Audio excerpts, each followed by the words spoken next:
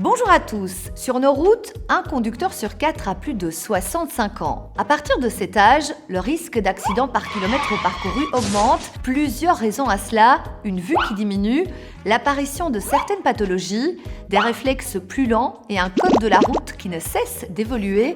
Il est donc nécessaire pour les seniors de se mettre à jour et d'adapter leur conduite.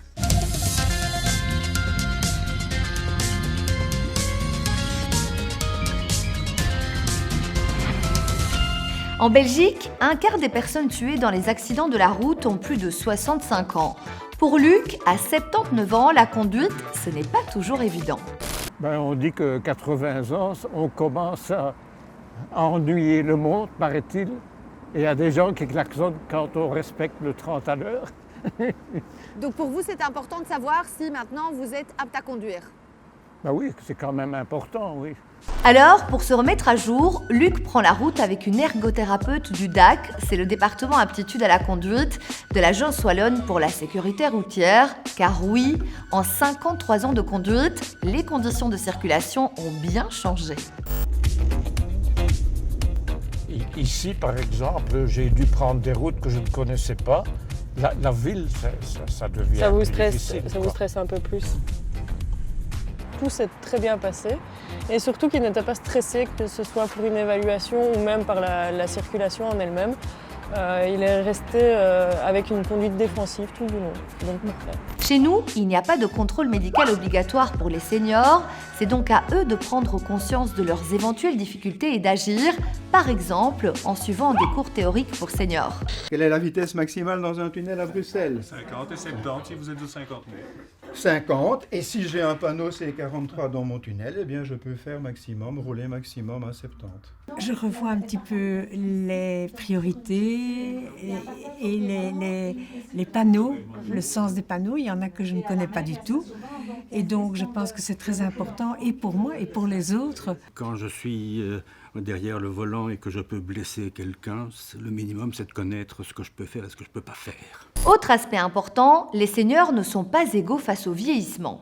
Si on se concentre sur les effets liés à l'avancée en âge, on notera une réduction du champ visuel, une augmentation de la sensibilité à l'éblouissement et une réduction de l'acuité visuelle. On peut noter également un ralentissement psychomoteur avec donc un ralentissement des réflexes qui sont pourtant essentiels à garantir la sécurité au volant de la voiture. Et en Belgique, il n'y a pas d'examen obligatoire pour les seniors. En revanche, comment est-ce qu'eux peuvent se tester pour voir s'ils sont toujours aptes à conduire? Ils doivent en effet prendre eux-mêmes conscience de leurs difficultés avec leur entourage, s'adresser à son médecin traitant qui, le cas échéant, l'orientera vers notre service, le DAC. Et donc nous, notre mission, c'est vraiment d'évaluer l'aptitude à la conduite de la personne âgée et éventuellement l'aménagement de l'usage de son permis de conduire ou les adaptations à apporter à son véhicule. L'idéal, c'est vraiment de trouver un équilibre entre le besoin de mobilité et la sécurité routière pour tous les usagers. Autre problématique, 50% des seniors tués sur les routes sont soit des piétons, soit des cyclistes. Et l'un des endroits les plus dangereux reste les carrefours. Oui, les seniors sont hélas énormément des victimes de la route également, que ce soit à des endroits de conflit comme les carrefours ou aussi lors de traversées piétonnes. Donc en tant que cycliste ou conducteur de véhicules, les carrefours avec des priorités de droite, etc. sont particulièrement accidentogènes. Difficulté aussi au moment de faire des tournes à gauche, il faut être attentif à différents usagers en même temps, des capacités qu'on perd parfois avec l'âge. Au niveau des traversées piétonnes, les seniors sont parfois hésitants, ils ont parfois les yeux rivés au sol pour éviter des chutes et ont moins la possibilité d'anticiper la vitesse de déplacement des véhicules. Donc en tant que conducteur, soyez courtois et laissez-leur le temps de traverser.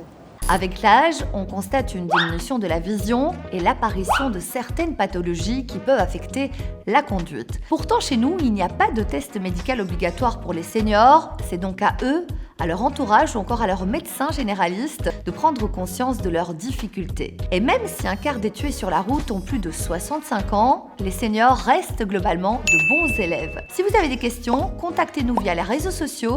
À la semaine prochaine et d'ici là, bonne route!